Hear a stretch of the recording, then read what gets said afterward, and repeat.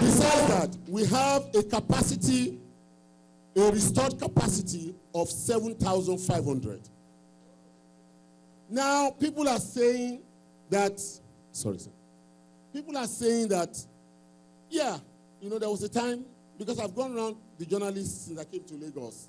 These are the things they're talking about, and these are the things I have explained to them, but I want to explain to you, and I want to explain to Nigerians.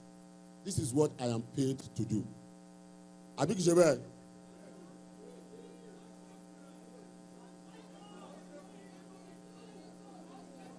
The first government in Nigeria, if anybody has a contrary one, my phone number is known, my email is known, you can take advertisement, you can go to radio, you can go to television. Contradict me. The first government in Nigeria to look at power issues head on and prepare a roadmap for solving it is Goodluck Jonathan. And this is what I tell the media. Yes, Jonathan said to you 4 years ago that in 4 years' time, there will be power. He said so. I will not lie for any reason, not even for the purpose of votes. We are reasonable men. If I tell you I'm going to move from point A to B to C to D to E to F, that J is my destination. If I say I will do it in 1 year, and at the end of 1 year, I am not at J, I am at G, you should look at the program I set for myself. Don't say, but you said you're going to be at J, so why are you not at J? Yes, we are not at J, but we are not far from J. But we have done A, we have done B, we have done C, we have done D, we have done, and I will tell you what those A are. One, we have tackled the issue of generation. 2,000, that was our capacity before. We raised it to 4,800. Distribution was a major problem. Government could not handle it. For 10 years, different administrations in Nigeria have been trying to privatize, unbundle the PHCN. Because if you don't do that, you have not even started. We did it seamlessly, without rancor, without any complaint. International bidders were here. This thing, I read it in Financial Times myself. I read it in the Economic Magazine. Nigeria was given accolades for the way it conducted that affair. We have unbundled PHCN. The changes that we have made in the power sector are irreversible. We are not there yet, but we are certainly on the road to where we are going. Ladies and gentlemen, why you are having problems is also because we are doing better than we used to do before. And I will explain it to you. It is a paradox. I give you a critical example. In Ikeja, because I know the private company that is running Ikeja, the infrastructure on ground were the ones that were put there around and before and around independence. They have become old, archaic, and they cannot withstand increased capacity. So when they try to load it, it breaks. So you have to give the distribution companies time to mobilize funds and change this infrastructure. And this they have promised government, and they are working on it. And in order to make life easy for them, federal government just paid 200 billion naira of their debt so that they are not burdened, and yet they say we are doing nothing. And yet, their presidential candidate has made speeches everywhere. I have watched every speech. He has said nothing. If you know anything he has said, he has said nothing about nothing. He has said nothing about nothing. And if your mind is empty, your mouth will be empty too. So it's normal. I'm not surprised. So on the issue of power, we are not there. We are on a road that we cannot go back.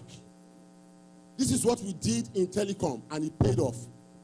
But people are saying, okay, why is it that the telecoms, they started and they just started, bam? I will explain to you.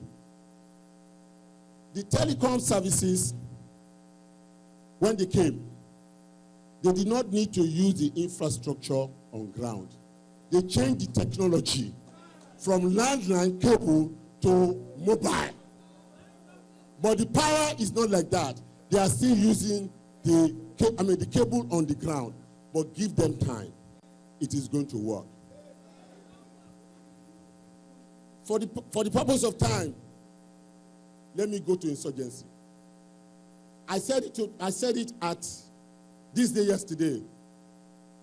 The issue of insurgency cannot be and will not be a national referendum for 2015. No. We didn't cause this war.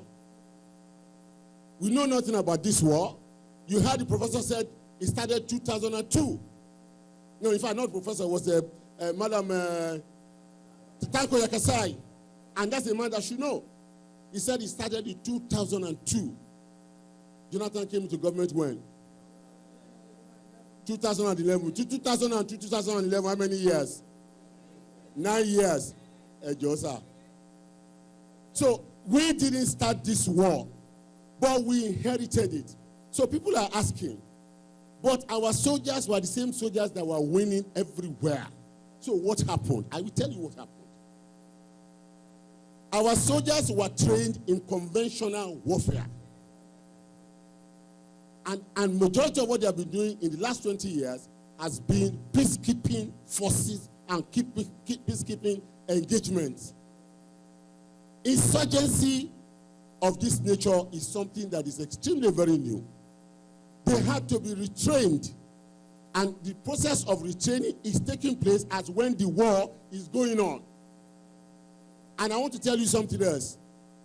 The last time the military had any major procurement was during Shagari era. Because they said that Boko Haram has better ammunition than Nigerian soldiers. That's also not true. That's not true. What did Boko Haram carry? AK-47, grenade rocket launchers. What is so sophisticated about that? A decent army, engaging in civil warfare does not carry grenade launchers. Only a ragtag army that has no responsibility for anything that can do that. But today, the narrative is changing. The problems in the army have been attended to. I cannot talk about them here. There are security issues. But even whether I talk or I don't talk, you can see the result. They have taken over Mubi. They are in control of Goza. Baga is under control. So, virtually everywhere that these people have put stupid flags have been stupidly removed. So, we are actually winning the war against insurgency. What have we done to ensure that ultimately we will win? I will tell you a few. One, Nigeria is working with multilateral agencies, developed countries, and Western world to cut off the financing architecture of the insurgents. Once they cannot get access to the money they use, there will be problem. That's one, right? Two, the president has been engaged in very serious shuttle diplomacy among our neighbors. Because what do? They stay in Chad, they stay in Cameroon, they attack in the night, and they go back. Now that is going to be difficult. We now have a multilateral joint force patrolling the borders made up of Nigeria, Niger, and Chad, and Cameroon.